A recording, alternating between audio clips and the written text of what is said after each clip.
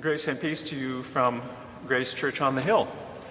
We've been talking about the life and the poetry of the Nobel Prize-winning poet, author, dramatist, literary critic, T.S. Eliot, who was born in St. Louis, Missouri in 1888 and died a famous intellectual guru known the world over in London in 1965. We have professors of English in this parish who would anatomize and dissect his poetry and tell us all the technical details.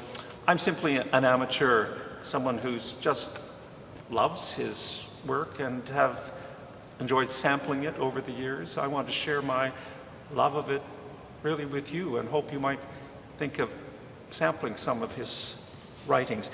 Eliot says about another poet he was thinking about, we understand the poetry better when we know more about the man. Now in the English faculty, probably that would be nonsense, but Eliot says that about another poet, so I'm going to approach that, but with him, that same method. Let's learn a bit about him. Well, he was born in late Victorian society, wasn't he? But in a rather privileged, affluent upbringing in St. Louis, Missouri, on the Mississippi. He was surrounded by loving aunts and a mother who had his best interests in mind. He had a lot of advantages. He was a clever boy. He was brought up in this sort of optimistic, liberal Protestant, progressive, Unitarian background. And this precocious boy, they thought should go to Harvard. So that's where all precocious young men go in the late 19th century. He went to Boston. He studied philosophy at Harvard as languages. He laid down a very strong foundation in the humanities. But even as a young man, he did not accept his identity. I guess all of us are searching for who we really are. Part of our identity, of course, comes from our upbringing, our background, our schooling, our formation. Eliot's life is really finally pushing that all away. But he did what a lot of affluent young people did at the turn of the century, particularly from New England. They went to the New World. They went from the New World to the Old World, to European society. People like Henry James, people like novelist Edith Wharton, to sample Parisian society, Italian, English society, the more sophisticated world of European life. So Eliot did that. He went to Paris before the First World War, went to the Sorbonne. His French was excellent. And then he went to Germany before the outbreak of war. And then in 1914, just as the war was breaking out, he went to England and went to Oxford, which of course in those days was pretty well an all-male institution. He studied, as I say, philosophy. He was fascinated by the thought of F.H. Bradley. His great book was Appearance and Reality. And Eliot is always concerned with appearances and reality and the difference. So he is at Oxford during the war as an American. He's not fighting with the troops, but he's losing friends. He's experiencing loss as a young man, and he makes a rather rash and impulsive marriage to Vivian.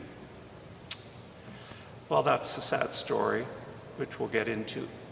But he marries Vivian and is very loyal to her for the rest of her life. But it is a marriage of great anguish, really on both sides. Well, he's going through the turbulence of the First World War. He's renouncing his background and he's searching for a new identity.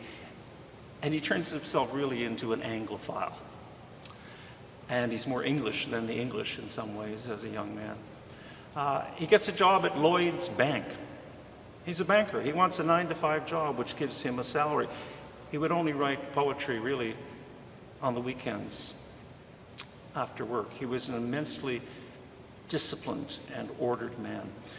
And this is what he so sought in his life, out of the chaos and the fragmentation and the collapse and the decline of culture, was this search for order, for form, for structure, for a new identity, which would allow him to harness the enormous emotional powers of this possum and lead him forward in life to be who he was meant to be. Well, people have called, rightly, Eliot a difficult poet. Yes, he's difficult. I find it difficult.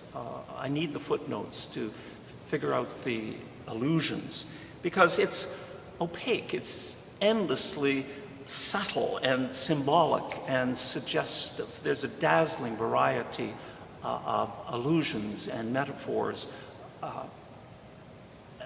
It's polyphonic and cross-cultural in its inferences and its voices.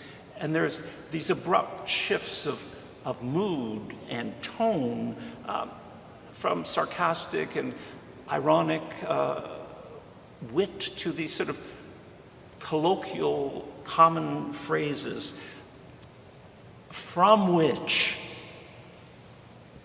meaning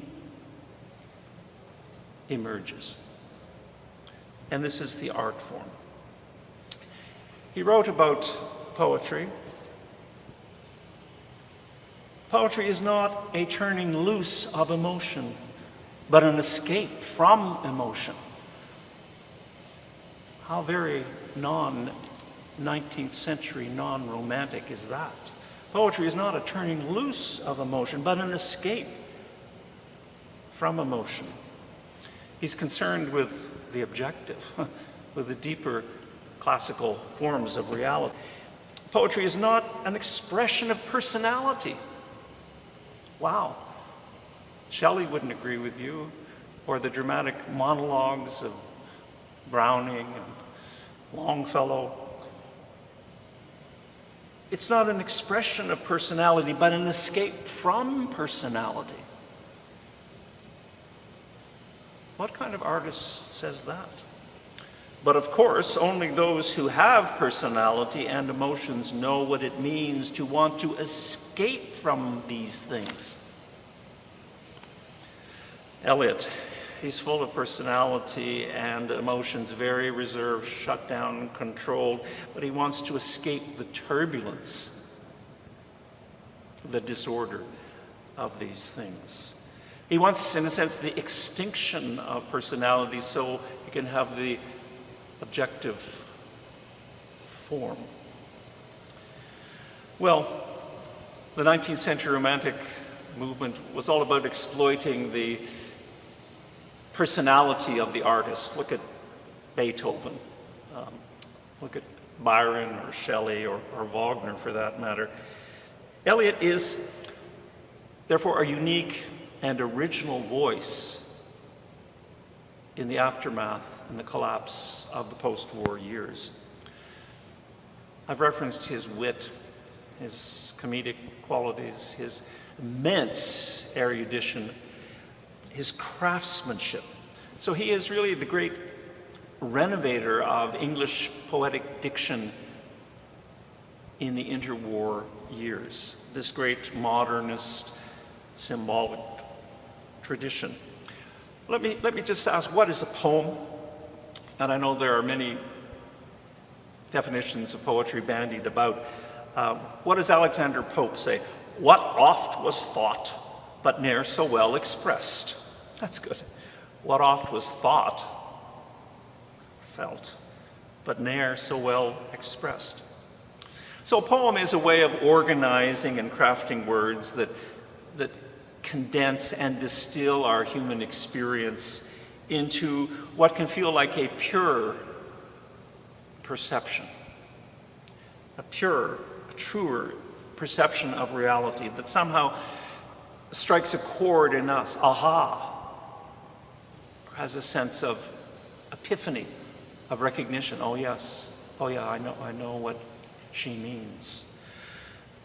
A poem's ultimate meaning is not found, as I argued, on the words of the page, but really in us, the reader, the hearer, in our response, in our encounter with the poem. And the words, of course, are simply the medium. They're evocative. They're the medium of self-discovery, exploration of the inner life, self-knowledge. As I said, a good poem reads us. We don't read it. And like all the best art forms, poetry probes and can transform our understanding of reality and, of course, of ourselves and our perspective. I mentioned that Eliot was encourager of younger poets when he was an editor at Faber and Faber. One was W.H. Auden, who says, "A poem should be more interesting than anything that can be said about it." I love that. A poem should be more interesting than anything that can be said about it. In other words, a poem can't be paraphrased. It can't be reduced to saying it means this. It can't be summarized or explained. What Yeats said, what can be explained is not poetry. What can be explained is not poetry. I wonder if the gospel narratives are like that. The story of Jesus, the story of his pilgrimage to Jerusalem and to the cross, if that is poetry in a sense that can't just be reduced and explained meaning one thing. There's no single meaning in the Christ event. There's no single meaning in a poem. A poem enchants, says W.H. Auden, for the purpose of disenchanting people. A poem enchants for the purpose of disenchanting, destabilizing, calling into question, exposing, revealing. The Greek word for truth is apocalypsis, which means literally drawing back the veil so that we can see the reality that is truly there. So poetry is revealing. I love what the playwright Tom Stoppard says. Poetry is the simultaneous compression of language and expansion of meaning. Compression of language and expansion of meaning. It's paradoxical, really, as an art form. I think the Christian story of Jesus is a little like that. It's colloquial, it's compressed, we understand it, but its meaning is polyvalent, endless.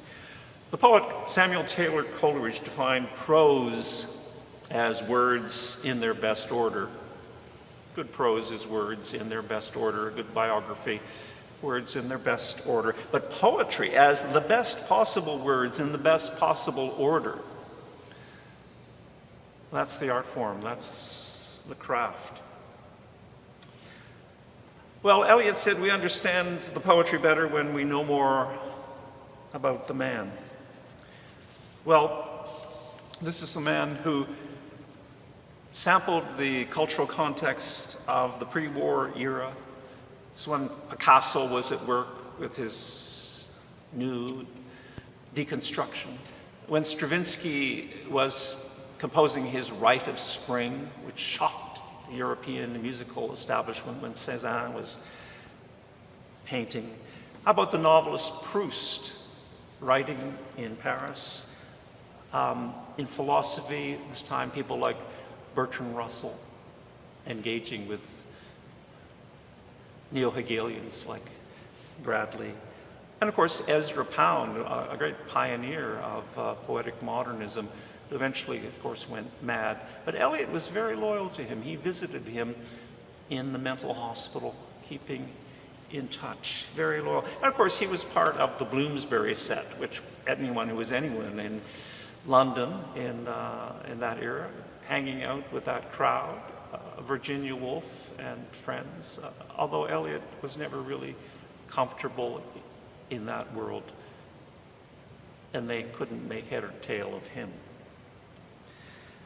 So, a great interpreter of the post-war world in his poetry, and finally he comes to a place, and we'll talk about this in our next episode, about his conversion to Christianity in 1927, the age of 39.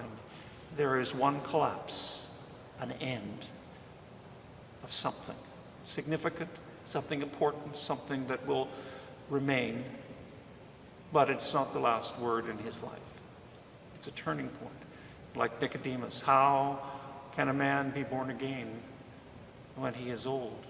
Well, this old, world-weary, disillusioned artist, poet at the age of 39, unhappily married, unhappily in the world, makes his decision and steps into a new life, a new beginning.